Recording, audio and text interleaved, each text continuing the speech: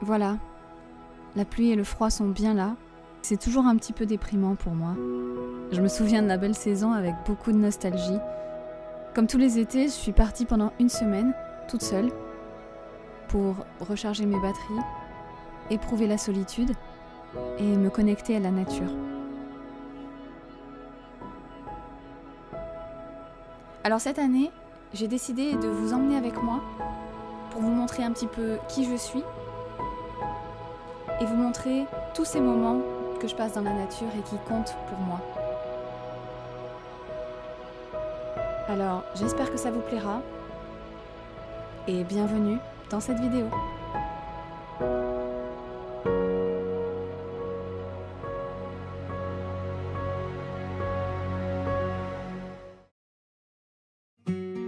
Cette année, j'ai décidé d'aller dans les Pyrénées de Haute-Garonne, dans la vallée de Bagnères-de-Luchon. C'est un endroit que j'aime beaucoup parce que les paysages sont vraiment magnifiques, entre les hauts sapins et les rocheuses. Je l'appelle mon petit Canada, c'est un peu mon refuge. Juste avant d'arriver, j'ai trouvé par hasard un arboretum. Ce matin, c'était un petit peu couvert, il y avait même de la bruine. Et finalement, là, le soleil est en train de se lever, donc c'est super, je suis trop contente. On peut observer toutes sortes d'arbres, forcément.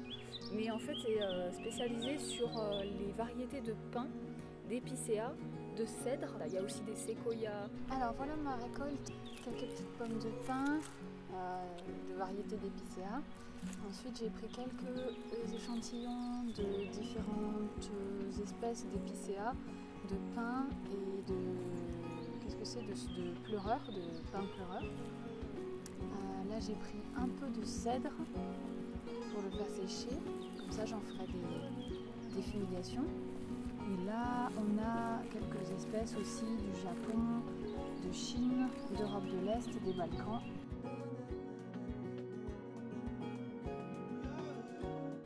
En tout cas, c'est très agréable comme lieu et il n'y a vraiment personne.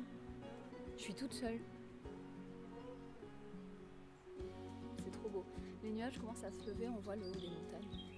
Ah, je suis éblouie. Allez. C'est la première fois que je vlog vraiment comme ça avec caméra au point, donc je vais essayer de faire de mon mieux.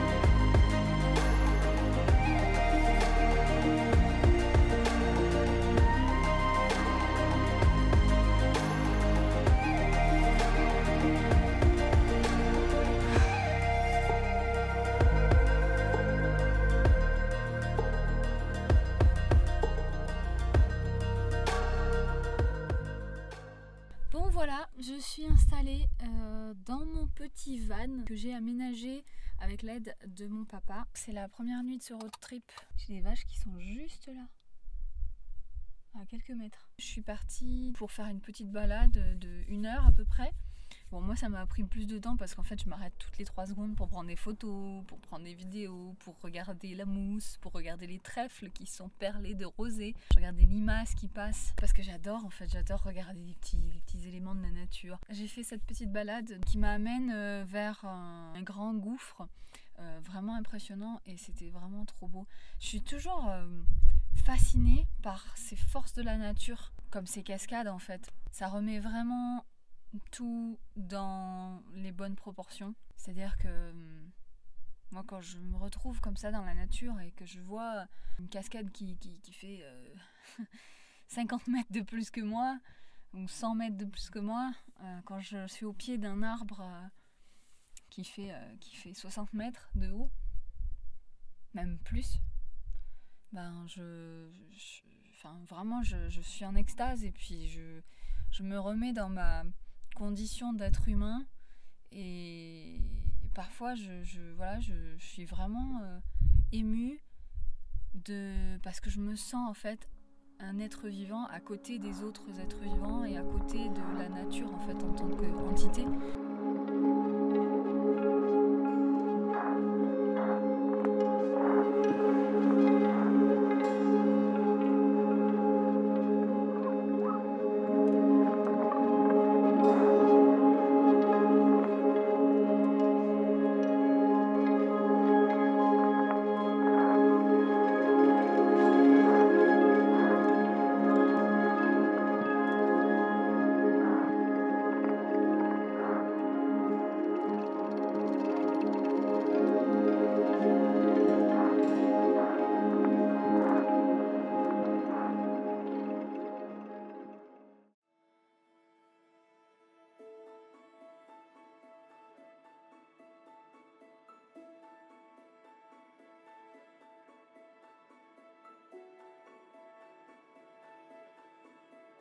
Ce matin-là, j'ai eu droit à un superbe lever de soleil.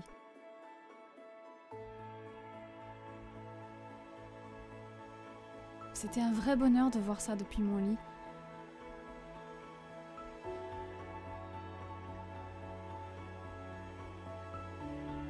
À ce moment-là, il est à peu près 7 h du matin, mais cette lumière et ces couleurs, c'est d'une telle énergie. J'ai l'impression d'être l'unique spectatrice de ce beau spectacle. Je me sens très chanceuse.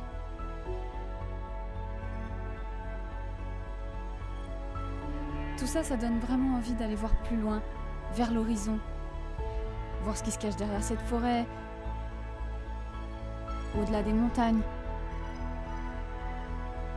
Ça donne vraiment envie d'être un oiseau et de parcourir le monde.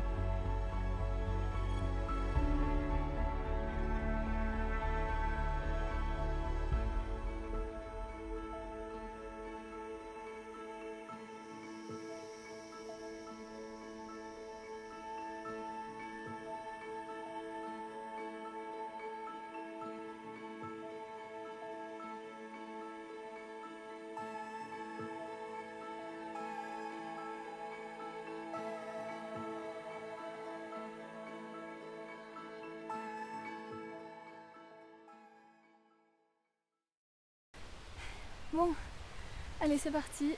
Là je suis partie pour une petite balade. Enfin c'est censé être une petite balade mais ça monte un petit peu et c'est surtout qu'il fait 37 degrés. Mais c'est une petite balade qui est censée me mener jusqu'à une cascade. En fait ça longe un torrent avec une cascade au bout plutôt jolie. Donc l'objectif c'est d'aller se baigner.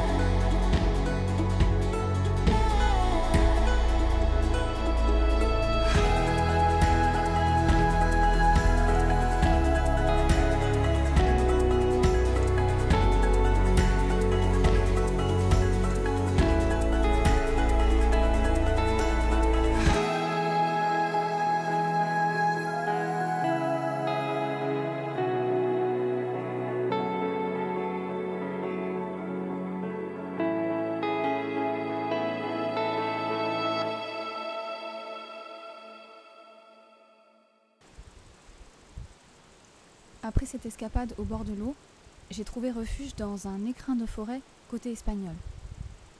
J'ai garé ma voiture, au milieu des arbres, et j'étais vraiment toute seule. Le but, c'était d'aller s'immerger dans la nature pour pouvoir chanter et entrer un petit peu en connexion avec elle. Et j'en ai profité pour cuisiner quelque chose d'un petit peu sucré pour le goûter. Alors, je suis en train d'essayer de faire du riz au lait, enfin en tout cas quelque chose comme ça. Donc j'ai mis du lait, j'avais une petite bouteille, j'ai mis de la cannelle, j'ai mis du riz forcément, et après j'avais un petit pot de miel d'acacia comme ça là. Donc j'en ai mis un petit pot, j'en avais deux donc j'en ai mis un. Et là j'attends que ça fasse une pâte, que ça fasse quelque chose de bien sucré. Là j'ai envie d'un truc un peu réconfortant, donc j'espère que ça va le faire.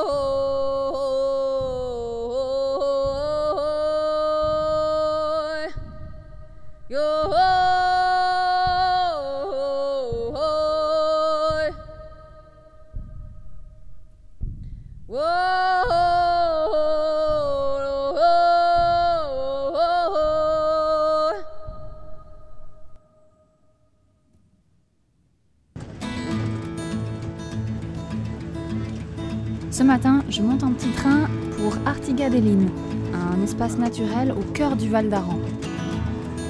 J'y ai vu de très belles choses, des fleurs de toutes sortes, des champs de gentianes,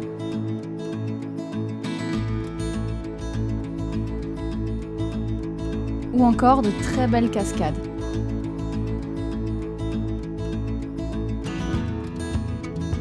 On se croirait vraiment au pays des elfes.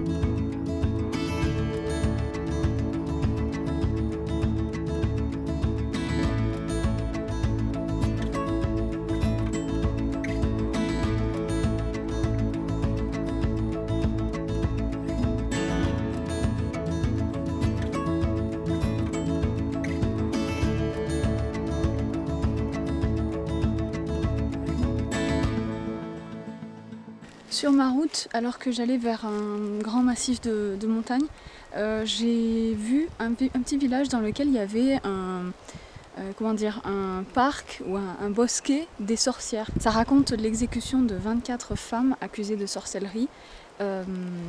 C'était dans les années 1592-93 et c'est en Espagne, à Les Paules. Et en fait c'est un petit musée naturel avec des structures, avec des petits panneaux explicatifs dans la forêt où elles avaient a priori l'habitude de se réunir selon les manuscrits de l'époque.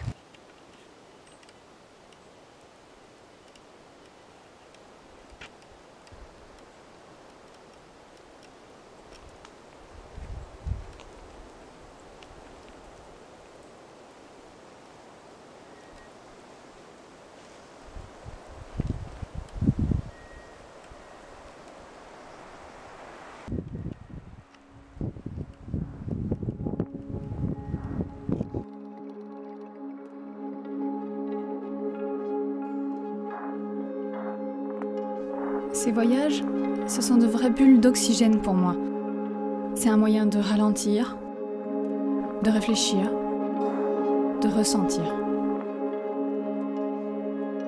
Aujourd'hui, on est tous pris dans des rythmes de vie effrénés, le travail, la famille, les amis, les à côté, la pression sociale, la pression de réussir, d'être heureux, d'être productif et performant, l'injonction à rentabiliser le temps, à ne surtout pas en perdre. J'avoue que c'est quelque chose qui a beaucoup d'impact sur moi. Et j'en suis victime autant que bourreau. Je me mets beaucoup de pression, d'objectifs. Alors partir comme ça, c'est une sorte de fuite en avant de quelques jours, où je peux être moi-même. J'ai de comptes à rendre à personne.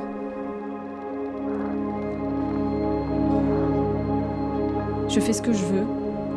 Je roule, je m'arrête, j'apprécie. Parce qu'en vrai, c'est pas ça la vie ?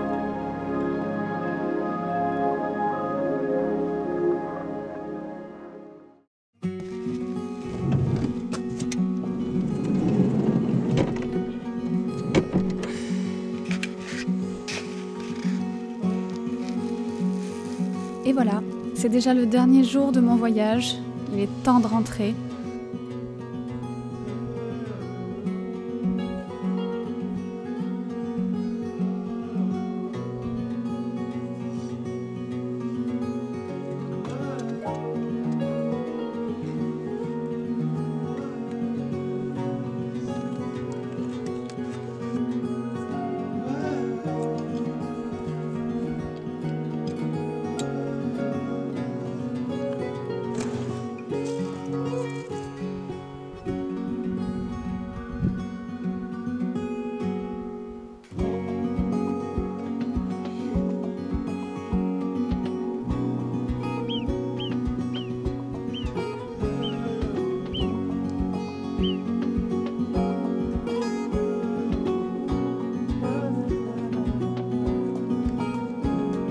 Avant de partir, je prends le temps de garder quelques souvenirs à l'aquarelle.